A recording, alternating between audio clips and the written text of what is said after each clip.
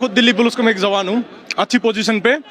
मैं जिस दिन सुनो जिस दिन लोग लाठी मरवाए हैं। मैं बात तो सुनो। हाँ। जिस दिन मुझे पता चला था प्रोसेस स्टार्ट होने वाला है, मेरी ड्यूटी लगाई थी, उसी दिन मैं मेडिकल लीव पे चला गया था। दोबारा फोन आया मेरे पास कि आपकी मेडिकल लीव खत्म हो गई है, आप दोबारा आ जाओ। मैं अपनी मेडिकल लीव एक्सटेंड करना चाह रहा हूँ, तो उन्होंने क्लियर मना कर दिया कि नहीं होगा। तो मैंने उनको कल उन्होंने मुझे इतना फोर्स किया ज्वाइन करने के लिए। आज ये मेरा भाई खड़ा साथ में, आज सुबह मैं रिजाइन दे गया हूँ अपनी जॉब से, क्योंकि मुझे छोड़ दी, मुझे चाहिए ही नहीं ना, चाहिए नहीं ना। इतना काबिल बना रखा है मेरे टीचरों ने, मुझे इतना काबिल बना रखा है। सरकारी नहीं चाहिए, क्वार्टर नहीं चाहिए, सरकारी गाड़ी नहीं चाहिए, सरकारी सैलरी नहीं चाहिए। कल मैंने जब फोन करके मैंने उनसे पूछा, वाह भाई कैसे मार दिए डंडे, मतलब तुम्हारा हाथ नहीं कांपा? बोला भाई आंखों से आंसू आ गए, क्या करे। मारते वक्त जो टूटे हुए थे ना, उनके पैर देख के कर रहा था यार इससे अच्छा तो ना साले मरी जाए, इनको मारने से अच्छा तो। पर ऊपर से प्रेशर इतना आ रखा था, इसलिए मैंने अपना रिजाइन दे दिया। अपनी कोई उनका नाम तो नहीं लूंगा, उनकी रोजी रोटी नहीं छीनना चाह रहा मैं। उनको क्लियर ऑर्डर थे, मेरे एब्सेंस में भी मेरी तरफ से ऑर्डर गए थे कि बैच लगा के कोई नहीं जाएगा वहां पे।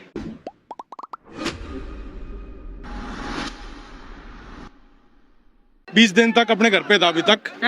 मैं खुद तारीख को आए थे कि नहीं आया था। मैं बताता हूँ रीजन। मैं खुद दिल्ली पुलिस का मैं एक जवान हूँ, अच्छी पोजीशन पे।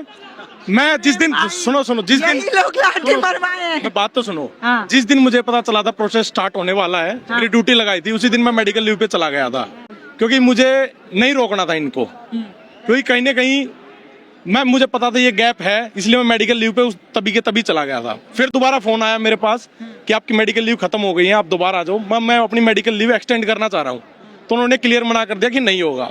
तो मैंने उनको इतनी जवानों की कमी है, बंगाल से भी बुलाए गए हैं जवान और आप लोग छुट्टी ले। नहीं, उनका कहना है लोकल को नहीं, उनका कहना है लोकल को लोकल हैंडल कर सकते हैं। हम टेररिस्ट है, हमारे लिए इतने सुरक्षा लगा दो। आज ही 20 यही मेरा आपके चैनल के माध्यम से सरकार से सवाल है। आप एक भाई को देख रहे हैं पीछे पुलवामा शहीद होके उन्होंने नाम लिखवा के घूम रहे हैं, उनका जवाब तो आपने दिया नहीं कि कहाँ से आ रहे हैं। जहाँ सुरक्षा की जरूरत है वहाँ तो जवान आप लगा नहीं रहे हैं, जवानों के मुद्दों पे आप चुप है। अब हमारे सामने जवान लगा रहे हो, जो बच्चे हाथों में कलम लेके तैयारियां कर रहे हैं। हम यही मैं देश से पूछना चाहता हूँ इस माध्यम से, जितने भी लोग देख रहे हैं आपके चैनल के माध्यम से, क्या हम गुंडे हैं?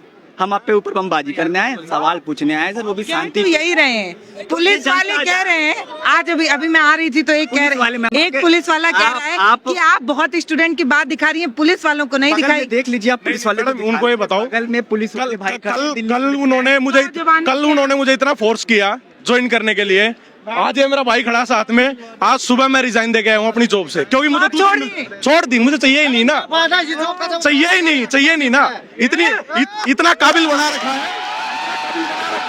मेरे टीचरों ने, मुझे इतना काबिल बना रखा है। सरकार की जरूरत नहीं, मुझे टीचरों ने बना रखा है। प्राइवेट कर लेंगे, जमीन है जमींदारा कर लेंगे, पहले वाले के भूखे मरते थे। ये सरकारी नौकरी के लिए बच्चे, सरकारी नौकरी नहीं चाहिए, क्वार्टर नहीं चाहिए, सरकारी गाड़ी नहीं चाहिए, सरकारी सैलरी नहीं चाहिए। कल मैंने जब डंडे लगते हुए देखे, खुद मेरे साथ जो जॉब करते वो डंडे, उनसे मैंने बातचीत की, भाई कैसे,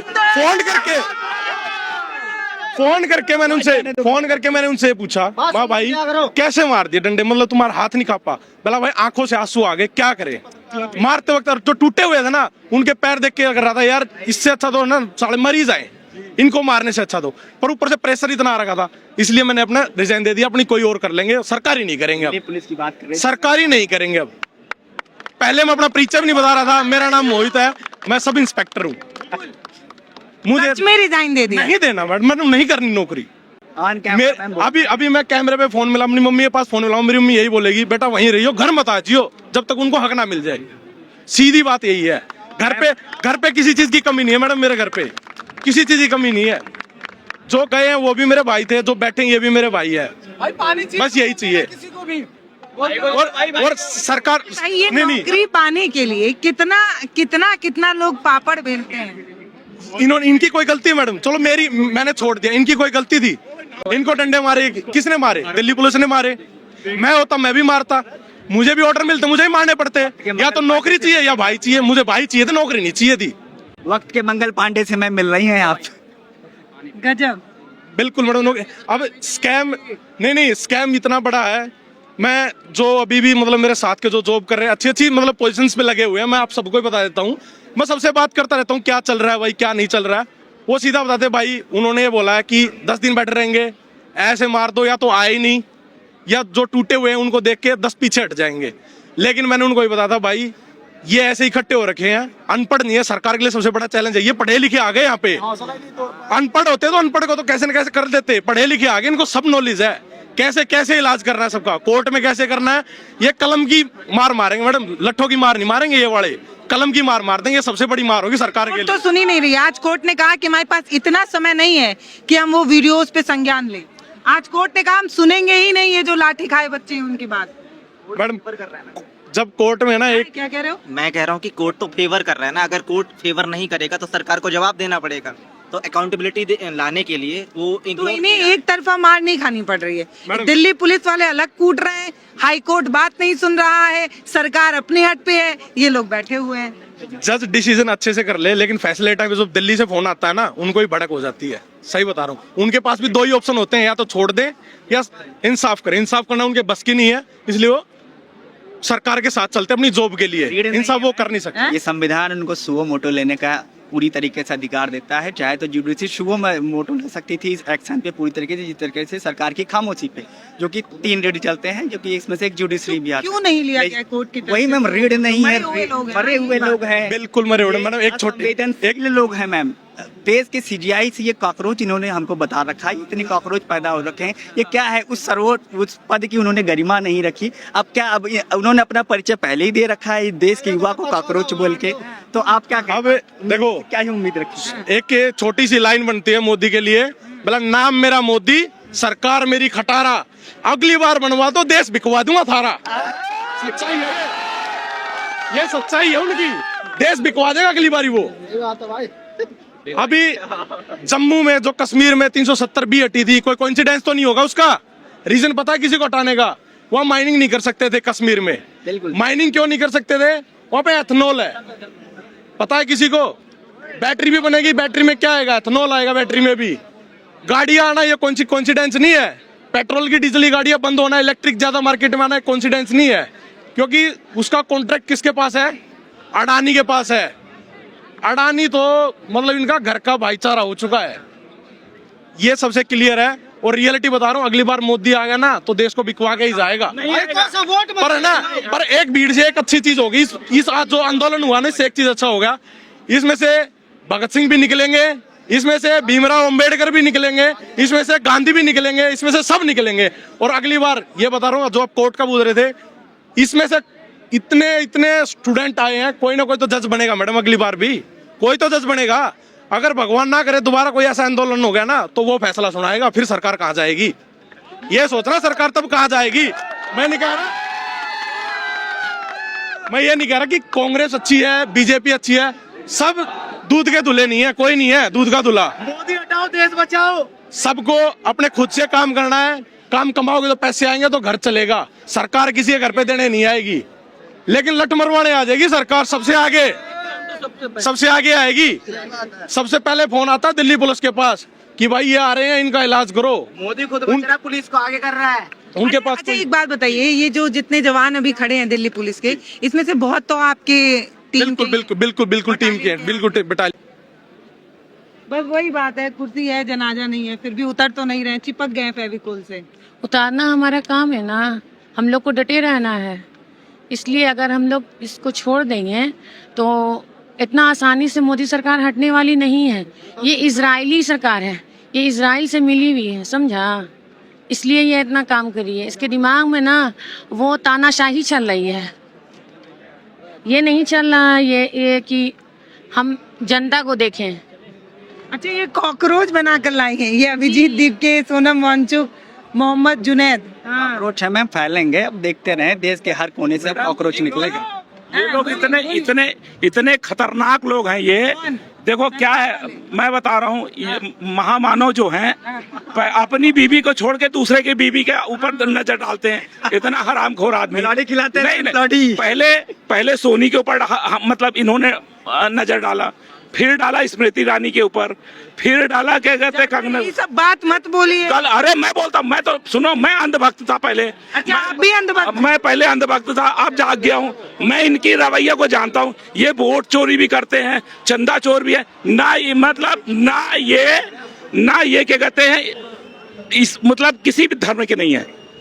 ये ना राम के हैं ना रहीम के हैं, केवल ये सत्ता के भूखे हैं। और आने वाले आपको भी मोदी जी में विष्णु भगवान नजर आते हैं? नहीं, मेरे को मेरे माँ बाप में विष्णु है, वो मोदी। तब आप देखो सुने नहीं, मैं बता रहा हूँ, मैं इस तरह मैं पढ़ा लिखा भी ऐसी मैथमेटिक्स, जब मैं कैसे पढ़ा लिखा आदमी अंधभक्त मैम हो कैसे सकता है? नहीं, मैं तो बिल्कुल आंख में आंख डाल के, ये लोग क्या, देखो क्या है, ये लोग सत्ता में जब आए ना, कितने लाशों के ऊपर चढ़ के आए मालूम है। और आज भी कितना, पहले तो इन लोगों ने मतलब इन लोगों ने मीडिया को हैक किया, फिर दूसरा इन्होंने ईवीएम को हैक किया, मतलब आप फिर जुडिशियल को, न्यायपालिका को, ये सारे लोगों को अपने मुट्ठी पे करके, और आज ये सब जो सपना देख रहे हैं ना, तो युवा जाग चुका है, अब इनको बख्शेगा नहीं। आने वाले समय में ये जो आंदोलन है ना, कल जो लाठी मारी गई है बच्चियों के ऊपर, छोटे छोटे बच्चों के ऊपर, और लेडीजों के ऊपर भी, मतलब जेंट्सों के ऊपर भी, मेरे सामने एक इतनी छोटी सी बच्ची को ऐसे उसकी माँ को हाथ मारा तो माँ गिर गई। वो बच्ची माँ को बचाने के लिए, तो बच्ची ने हाथ ऐसे लगा दिया तो उस बच्ची का मतलब हाथ टूट गया। उसको बच्ची को बचाने के लिए मैं दौड़ा तो मेरे को सिर पीठ में लाठी मार दिया। हाँ, एक लड़के को मारा तो सर फट गया। मतलब इतने गंदे लोग हैं। ये बच्चे क्या कर रहे हैं? अपना हक तो मांग रहे हैं, तुमसे नहीं समझ रहा धर्मेंद्र प्रधान। अब तो सीधे सीधे मोदी का इस्तीफा चाहिए, सीधे मोदी का। अब हम किसी से, अब आने वाला समय ये देखो, हर जगह आंदोलन चालू हो गया। कहीं ऐसा ना हो कि ये काकरोच बन के इनके घरों में घुस जाए।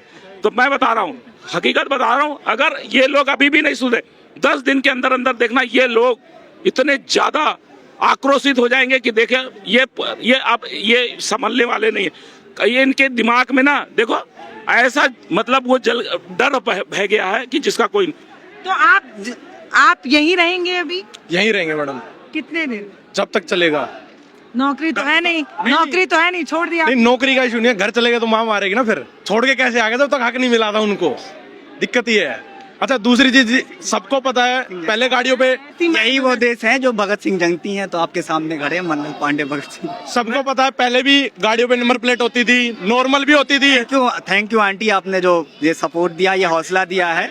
इनकी बात, इनकी मम्मी की बात हो रही है। ये दिल्ली पुलिस के जवान है भाई। मेरे घर से मैम फोन आया मेरे भाई का कि तुम वहाँ प्रदर्शन में बिना बताए चले गए। आज ही रिजाइन देंगे। देखो, इस भाई को मैं सैल्यूट करूंगा। मैं जो कहना चाह रहा था, और मुझे सूचना मिली, और सूचना आज ये भी मिली कि यूपी के सीआरपीएफ के जवान ने भी ऑर्डर, रिजाइन का मुझे मालूम नहीं मैडम जी, लेकिन उन्होंने ऑर्डर मानने से मना कर दिया। और मैं आपके चैनल के माध्यम से, आपका चैनल बहुत बढ़िया है, बहुत आप इशू उठाते हो, तो आपके चैनल के माध्यम से पूरी भारत की सेना, पैरामिलिट्री फोर्स और दिल्ली पुलिस और हर स्टेट की पुलिस को मैं निवेदन करता हूं, ये जो मोदी सरकार है, बीजेपी आरएसएस मोदी सरकार है, ये देश की दुश्मन है, देशद्रोही की सरकार है, देशी विदेशी कारपोरेट की सरकार है, जनता की सरकार नहीं है। इसलिए आप इनके जो लोकतंत्र को खत्म करने वाली और जनता पर अत्याचार करने वाली सरकार के हुक्म न माने। वो ड्यूटी नहीं है उनका हुक्म मानना, बल्कि जनता का पक्ष लेना आपकी ड्यूटी बनती है, आपका धर्म है, आपका मानवता। और इस भाई ने आज दिल्ली पुलिस से रिजाइन किया है, इसको हम सैल्यूट करते हैं। और कैसे 1925 के अंदर पेशावर में जब पठान मुस्लिम जो किसान क्रांतिकारी थे, अंग्रेजों के खिलाफ आंदोलन कर रहे थे अपनी जायज मांगों के लिए, चंद्र सिंह गढ़वाली का नाम आपने सुना हो, वो गढ़वाल राइफल के कमांडर थे। उन्होंने गोली चलाने का ऑर्डर जो अंग्रेजों ने दिया था उसको मना कर दिया था।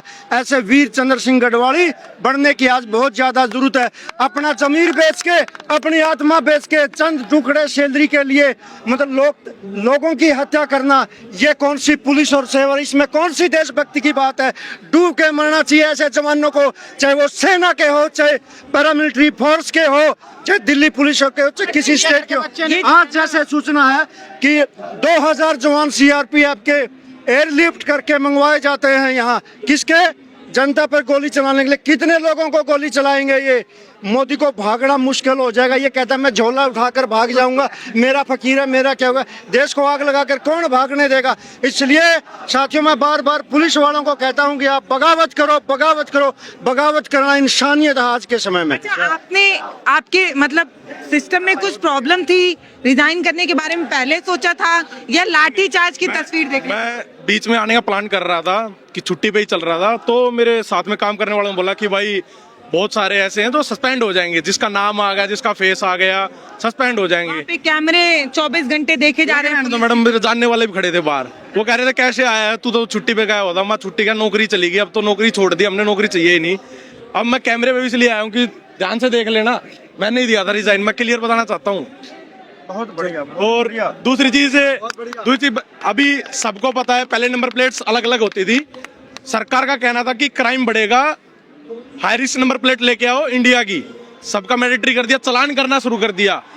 किसी को पता है उस नंबर प्लेट का टेंडर किसके पास है, वो भी अडानी बनाता, नहीं पता तो किसी को। सबसे बड़ा एक मैंने कल न्यूज देखी थी, एक सीआरपीएफ की मैडम खड़ी थी, इंस्पेक्टर थी 3 स्टार, उन्होंने किसी मीडिया वाले ने क्वेश्चन किया था कि आपका बैच अट गया है, सबका यही क्वेश्चन था, बैच अट गया। उनका कहना था सेफ्टी जैकेट पहनते जिससे निकल जाता। इलेक्शन के टाइम पे तो नहीं निकलता वो बैच, इलेक्शन में भी तो देते हैं। मैंने भी तो पहनी है सेफ्टी जैकेट, अगर वो निकल जाए, एक बार हाथ से छीनते हैं तो जैकेट पकड़ के ऐसे निकालना पड़ता तो निकलता वो, तो कहते निकल के गिर जाता है, ऐसे नहीं गिरता। सीने से नहीं निकलता है। नहीं, वो कह रहे थे धक्का मुक्की से। मैडम मुझे भी दोनों हाथे जोर लगाना पड़ेगा बैच को निकालने के लिए, तो बैच निकलेगा। नेक्स्ट चीज, जो हमारे स्टेशन में जो काम करने वाले हैं कर्मचारी, मैं उनका नाम तो नहीं लूंगा, उनकी रोजी रोटी नहीं छीनना चाह रहा मैं, उनको क्लियर ऑर्डर थे, मेरे एब्सेंस में भी मेरी तरफ से ऑर्डर गए थे कि बैच लगा के कोई नहीं जाएगा वहां पे, सीधा क्लियर ये ऑर्डर था, बैच लगाए कोई नहीं जाएगा। इंटरनली बात थी, मतलब इंटरनली बात थी, बैच लगा के कोई नहीं जाएगा वहां पे, ये चीज क्लियर थी। ऐसा क्यों? आइडेंटिटी छुपाने? आइडेंटिटी छुपाने के लिए, ये ना हो कि मैंने इसको मारा, इसकी पर्सनल दुश्मनी मेरे से हो जाए, वो चीज इस चीज के लिए कि बाद में एक अकेले वो टारगेट ना किया जाए। जी, भाजपाई गुंडे भी कितनी सच्चाई है कि जितने दिल्ली पुलिस के जवानों ने मारा था उनको फिर हटा के दूसरे बुलाए गए? नहीं, कोई भी सच्चाई नहीं है मैडम।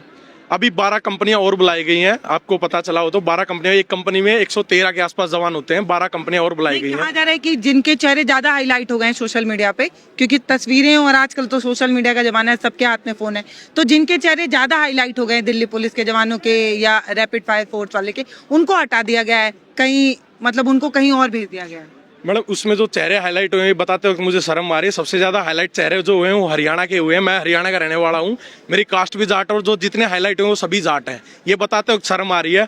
मतलब हमारे घर पे भी बहन है, बेटी है, सब हैं, लेकिन ये तरीका था नहीं उनका। हैंडल करने के और बहुत तरीके होते हैं, लेकिन ये टॉर्चर का तरीका किया गया था, सीधा टॉर्चर करना है। 2 को मारो 10 हटेंगे, ये इनकी मेंटेलिटी थी, 2 को मारो 10 हटेंगे, 10 को हटाओगे तो 20 आएंगे आगे, ये इनको पता था, 2 को मारो तो 10 हट जाएंगे, ये ऐसा उनका मानना था। यही चीजें थी उनकी, तो डर बैठाने के लिए, डर बैठाने के लिए था। क्लियर, ये डर इनके अंदर खत्म हो चुका है। इतना वो बात बोलते हैं ना कि इतना ही मत मारो कि डर ही खत्म हो जाए, बिल्कुल थिएटर बन जाते हैं। बिल्कुल वही बात है। क्लास में टीचर भी जब ज्यादा मारने लग जाती है ना तो वो बंदा काम करना ही बंद कर देता फिर। जी भाई मतलब मैं क्या बोलूं। कि मैम आप मंगल पांडे से मिल रही हैं, ये देश मंगल पांडों का रहा है, आप वक्त के आज इस मंगल पांडे से मिल रही हैं जो अपनी ही कंपनी से बगावत करके आज देश की क्रांति में साथ हैं, युवाओं के साथ हैं। वंदे वंदे वंदे। धर्मेंद्र प्रधान, धर्मेंद्र प्रधान, धर्मेंद्र प्रधान। दिल्ली पुलिस के जो हटेंगे नहीं, हम वो भी नहीं हटने इस्तीफा वाले, मांग रहे हैं। नहीं हटने वाले। आप अब जितनी भी लाठियों की जोर लगा लीजिए, लाठियां कम पड़ जाएंगी। ये भगत सिंह के जोश और मंगल पांडे के जोश के साथ युवा यहाँ पे जंतर मंतर पे उपस्थित हो रहे हैं। अभी भी आंखें खोलिए, तानाशाही सरकार, एक आदमी को बचाने के लिए आप डेमोक्रेसी की हत्या कर रहे हैं। विचार कीजिए। आप तो इतने दुबले पतले हैं। मैम वो आदमी को हटाने के लिए मोदी क्यों नहीं हटा रहा? जैसे ये इन्होंने रिजाइन दिया। 20 तारीख को आए थे? नहीं 20 तारीख को नहीं है, मैं आज ही आया हूँ। अच्छा हुआ नहीं आए थे भाई, बहुत जोर जोर से डंडा मार रहे थे। पर मैं इधर से निकला तो मैंने देखा था, फिर मैं आज आया हूँ मैम। मैंने डंडे पड़ते हुए मैंने मेरी आंखों से देखे हैं। जैसे इन्होंने बताया कि हमारे को ऐसे बता दिया कि बैच हटा दो, जैसे इन्होंने खुलासा कर दिया वैसे ही धर्मेंद्र प्रधान को हटा दिया जाएगा तो वो बीजेपी के खुलासे कर सकता है। इसलिए उसको सीधे तरीके से नहीं हटाया जा रहा, क्योंकि वो उसको मोदी अगर वैसे हटाएगा जोर जबरदस्ती से तो वो खुलासे कर देगा मोदी के कि क्या क्या घोटाले हो रहे हैं, क्या नहीं हो रहे। इसलिए और अब उसको मोदी पे दबाव पड़ गया, उसको प्यार प्रेम से हटा रहे हैं, उसको कुछ खिला पिला के हटाएंगे, उसको कुछ रिश्वत दे के कुछ खिला के पैसे वैसे खिला के ये हटाया जाएगा। उसको ऐसे नहीं हटाया जाएगा, हटा दिया जाएगा। उसके बाद भी शिक्षा मंत्री बीजेपी का आएगा, मोदी लाएगा। मोदी हमेशा अपना आदमी लाता है, हर जगह अपना आदमी है मोदी का, ऐसी जगह पर आदमी नहीं है। सबसे जरूरी बात है, ये जो यहाँ पे बैठे हैं ना वो सभी बच्चे हैं, सबके माता पिता। बच्चों को समझाने के 2 ही तरीके होते हैं घर पे, या तो मार के समझा लो या बिठा के समझा लो। और देखो पापा तो आप समझा ही चुके हैं, बैठ के ही बिल्कुल बिल्कुल। देखो जो सबके पापा होते हैं ना वो पहले एक थप्पड़ मारते हैं उसके बाद समझाते हैं, और मम्मी बिठा के समझाती है और मम्मी की मान भी जाते हैं।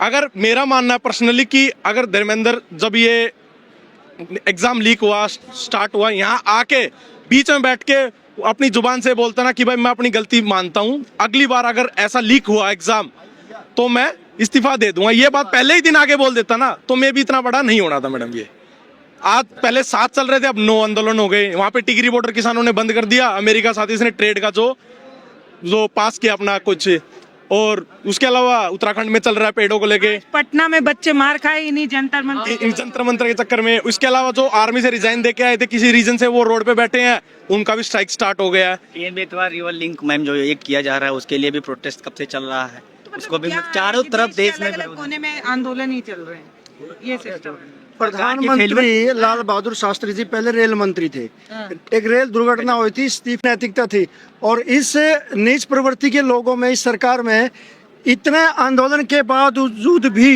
एक शिक्षा मंत्री का ये इस्तीफा नहीं ले सकते। हालांकि बनाना तो इन्होंने अपना ही आदमी है, लेकिन ये तानाशाह है, इनका अहंकार है। ये चाहते हैं कि जरूरत नहीं है, ये भारत के प्रधानमंत्री की भूमिका में ही नहीं है। ये तो अपनी कुर्सी, अपने लोगों के लिए माल बनाना और देसी विदेशी कारपोरेट के एजेंट की भूमिका में है। ये इनकी सच प्रिविलेज फैमिली से आते हैं, मतलब ये सवाल मेरा पहले सुनिए, आप एक प्रिविलेज फैमिली से आते हैं, आपने इस तरीके के संघर्ष नहीं देखे होंगे अपनी जिंदगी में। अभी कैसे सोएंगे इधर ना, इधर तो कोई सुविधा नहीं है, बाथरूम का अलग प्रॉब्लम है, नहाने धोने का अलग प्रॉब्लम है। मैडम डाउन टू अर्थ बंदा होता है ना, जमींदार घर से हूँ मैं, करते नहीं है लेकिन जमींदार तो आज भी हैं, दादा परदाता तो रहे हैं। घर में क्या मतलब सुविधा है तो क्या मतलब रह नहीं सकते, ये भी तो रह रहे हैं। पुलिस वाले तो बाहर रह रहे हैं, मैं भी तो रहूंगा, कभी मैंने वहां भी एडजस्ट किया हो, मैं यहाँ भी कर लूंगा, उनके साथ कर सकता हूँ, मैं इनके साथ नहीं कर सकता, ये अलग है। ये मेरे भाई, इनके साथ भी करूंगा एडजस्ट मैं बिल्कुल।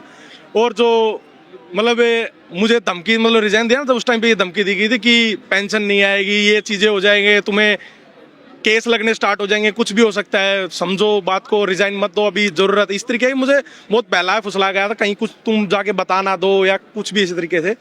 तो मैं भी सभी जानते होंगे, मेरा जो गांव है वो गांव डीगल है जो झज्जर में आता है, और कुछ दिन पहले ईडी की रेड डलवाई थी मोदी ने वहां पे, क्योंकि वो एशिया का अनऑफिशियल सबसे अमीर गांव है, सबसे ज्यादा ब्लैक का पैसा उसी गांव में है। तो मुझे इस नौकरी की जरूरत वैसे भी नहीं है मैडम, मुझे इस नौकरी की जरूरत वैसे भी नहीं है। बस मैं डंडे नहीं मारते ना तो मैडम शायद मैं नहीं छोड़ता, मैं रियलिटी बता रहा हूँ, सच्चाई। बैठे थे ये तब तक ठीक है, बैठे हैं, मैं मार नहीं सकता था, पर इनको मार लगते हुए देखा ना, पैर हाथ कटा हुआ, किसी का उंगली टूटी हुई है। पुलिस वालों को तो नकली पट्टी लगी हुई है मैडम, खुलवा के देखना कभी आप, कैमरे पे खुलवा के देख लेना, पट्टी करवा देंगे, मेडिकल लेके चले जाएंगे, वो दूसरे आ जाएंगे, वो भी मार मार थक गए होंगे ना, मार खाते खाते थके नहीं, वो थक गए मारते मारते। तो यही रीजन है, सरकार इतनी ढीठ है, जब तक कान से पकड़ के ऐसे फेंकेंगे नहीं ना, तब तक वो नहीं सुनेंगे, नहीं उठेंगे वो।